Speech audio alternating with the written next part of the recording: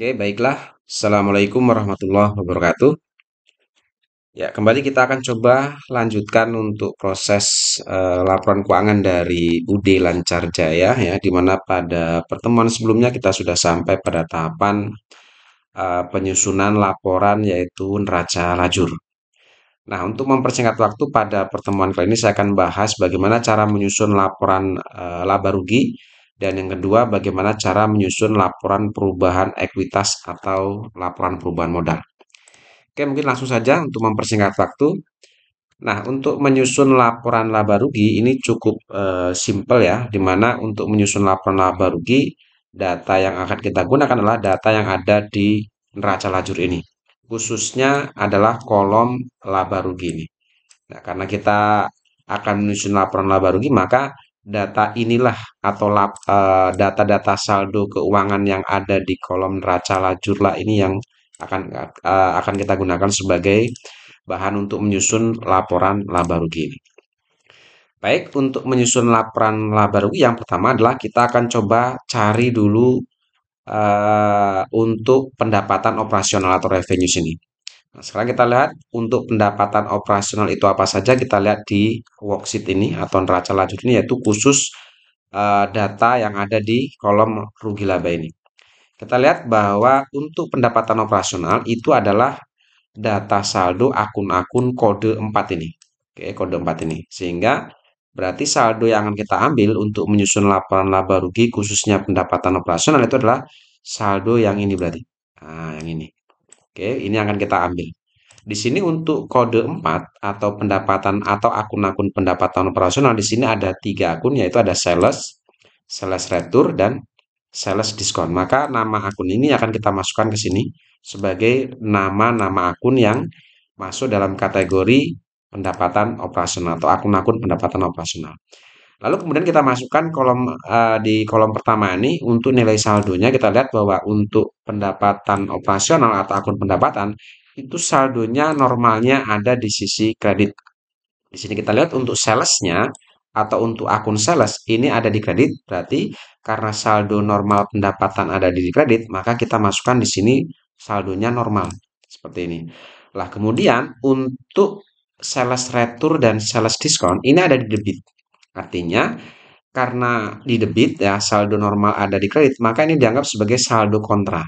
Sifat dari saldo kontra sendiri itu akan mengurangi nilai saldo normal ini. Sehingga dalam penulisan di laporan laba rugi untuk sales retur dan sales diskon itu saldonya kita tulis dengan menggunakan tanda min seperti ini atau dalam kurung seperti ini. Oke, kemudian setelah kita masukkan data pendapatan operasional baru kita akan jumlahkan di sini di total nilai pendapatan operasional setelah saya hitung didapat nilai 1.714.730. Oke, itu yang pertama. Yang kedua, kita akan masukkan komponen akun-akun yang masuk dalam kategori cost of goods sold atau harga pokok ya. Di sini kita lihat untuk harga pokok sendiri itu adalah akun-akun yang diawali dengan kode akun 5. Di sini kalau kita lihat bahwa untuk kode akun 5 itu akunnya ada tiga juga ya, ada tiga akun di sini. Yaitu ada cost of goods sold sendiri, lalu ada free paid dan ada purchase. Nah, nama akun ini kita masukkan atau kita susun ke sini ke dalam sub dari akun cost of goods sold ini. Lalu setelah itu kita masukkan nilai saldonya. Perhatikan di sini untuk saldo cost of goods sold sendiri atau saldo akun cost of goods sold itu normalnya ada di debit. Di sini ada satu akun yang ada di kredit yaitu purchase discount ya. Karena saldo normal cost of goods sold ada di debit, maka untuk cost of goods sold dan free paid ini kita masukkan ke dalam laporan rugi laba sebagai akun positif, artinya tidak menggunakan tanda min. Sedangkan untuk purchase discount karena di sini dia saldo kontra, dia bukan saldo normal, maka di sini untuk 35 juta sekian ini di dalam laporan laba rugi kita memasukkannya dengan menggunakan tanda min karena dia saldo kontra. Sekali lagi bahwa saldo kontra itu sifatnya mengurangi nilai saldo normal. Oke, lalu kita jumlahkan ya cost of goods sold ini ditambah dengan free paid lalu dikurangi dengan purchase discount. Oke, setelah dihitung maka hasilnya didapat 1.312.813.072 rupiah. Oke, setelah kita dapatkan berapa total pendapatan operasional dan total harga pokoknya, maka ini kita kurangkan ya. Nilai pendapatan operasional ini dikurangi dengan nilai harga pokok. Maka didapatlah nilai sebesar 401.916.928. Inilah disebut dengan laba kotor. Oke, kenapa disebut ini sebagai laba kotor? Karena belum dikurangi dengan beban-beban di sini. Ada beban operasional, lalu ada pendapatan di luar usaha, dan ada beban di luar usaha. Oke, sekarang untuk mendapatkan berapa nilai laba bersih sementara, kita masukkan komponen beban operasional atau operating expense ini. Sekarang kita ambil di sini bahwa untuk beban operasional itu adalah akun-akun yang diawali dengan kode akun 6. Oke, yang ini berarti kalau kita lihat di sini untuk kode akun 6 ada lumayan banyak nama akunnya dari advertising expense sampai other operating expense. Nah, nama-nama akun yang masuk dalam kategori beban operasional ini kita masukkan di sini sebagai akun yang masuk dalam kategori operating expense atau beban operasional. Lalu kemudian kita masukkan nilai saldo masing-masing akun ini. Kita lihat di sini kita ambil nama saldo berarti dari sini ya. Untuk advertising expense berarti dari sini. Di mana untuk saldo normal beban itu ada di debit. Dan ini semua ada di debit. Oke, ini saldo ini tinggal kita pindahkan saja atau masukkan ke laporan laba rugi di kolom pertama ini. Oke, seperti itu. Lalu setelah kita masukkan total atau masing-masing saldo dari akun-akun beban operasional, ini kita jumlahkan. Setelah saya hitung, didapat total nilai untuk beban operasional adalah Rp185.993.600. Nah, setelah kita dapatkan berapa nilai beban operasional atau total beban operasional di sini, maka laba kotor atau gross profit ini kita kurangkan dengan beban operasional ini. Oke, setelah saya kurangkan di sini dapat nilai sebesar Rp215.923.328. Inilah disebut dengan laba bersih sementara. Oke, kenapa ini disebut sebagai laba bersih sementara? Karena di sini ada komponen pendapatan dan beban di luar usaha yang belum kita masukkan. Oke, sekarang pendapatan dan beban operasional kita lihat di sini akun-akunnya. Nah, untuk pendapatan operasional itu diawali dengan kode akun yang awalnya 8. Berarti yang ini. Oke, akun-akun yang kode awalnya 8. Seperti itu. Ya, ini adalah kode akun pendapatan di luar operasional. Ada interest revenue, ada dividend income, sampai dengan late fees collected. Nah, nama-nama akun ini kita masukkan ke laporan laba rugi sebagai nama-nama akun yang masuk dalam kategori pendapatan di luar usaha. Seperti itu. Lalu kemudian, karena pendapatan dan beban di luar usaha ini masih dalam satu komponen, maka untuk beban di luar usaha ini sekalian kita masukkan untuk yang kode 9 ada interest expense sampai dengan late fees collected ya. Di sini karena kita mau mencari laba bersih sebelum pajak ya, maka catatan buat kalian nama akun beban pajak jangan dimasukkan. Jadi untuk beban di luar usaha kita masukkan interest expense, bank service charge, dan late fees paid. Sekali lagi income tax expense nanti akan kita masukkan sebagai eh, potongan atas laba bersih sebelum pajak ini. Oke, sekarang kita masukkan akun-akun yang masuk dalam kategori beban di luar usaha dari interest expense dan bank service charge.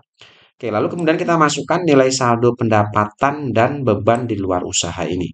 Kita lihat untuk pendapatan di luar usaha berarti adalah akun-akun yang ini.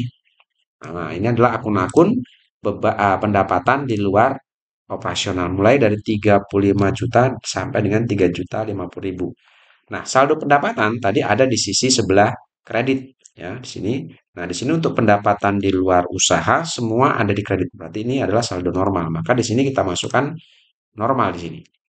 Ya, seperti ini.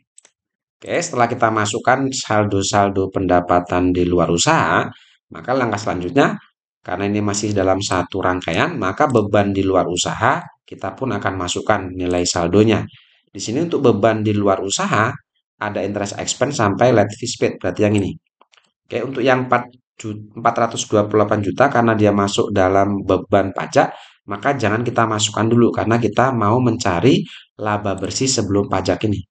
Oke, kita masukkan saldonya yaitu 10 juta dan 3.750 serta 1.970. Kita masukkan ke sini sebagai saldo-saldo atas akun beban di luar usaha. Nah, di sini kita gunakan min karena namanya beban di luar usaha otomatis akan mengurangi pendapatan ya di sini. Nah, sekarang antara pendapatan dan beban di luar usaha ini kita akumulasi. Kita akumulasi. Seluruh pendapatan ini kita kurangkan dengan seluruh beban. Nah, sekarang kita lihat setelah saya hitung di sini hasilnya adalah 112.195.000. Ini dapat dari total pendapatan ini ya, total pendapatan di luar usaha ini dikurangi dengan beban di luar usaha. Nah, karena di sini hasilnya positif, artinya saldo pendapatan ini lebih besar dari saldo beban, maka otomatis selisih saldo ini akan mengurangi laba bersih sementara ini.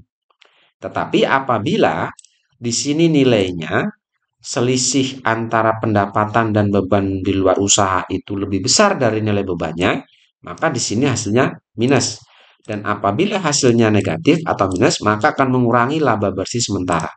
Nah, berhubung ini hasilnya positif, artinya saldo pendapatan lebih besar dari saldo beban di luar usaha, maka secara otomatis laba bersih sementara atau selisih saldonya akan menambah laba bersih sementara ini. Oke, setelah itu baru saya jumlahkan. Didapatlah nilai 328.118.328 rupiah. Ini adalah laba bersih sebelum pajak. Nah, karena apa disebut laba bersih sebelum pajak? Karena komponen beban pajak yang ini belum kita masukkan. Nah, yang ini belum kita masukkan.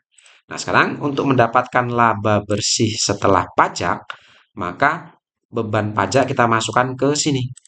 Oke, di sini kita lihat untuk beban pajaknya didapat, sekali lagi kolom laba rugi ya, dapat beban pajaknya adalah di sini didapat nilai 428.682.500. Kita masukkan di sini sebagai beban pajak.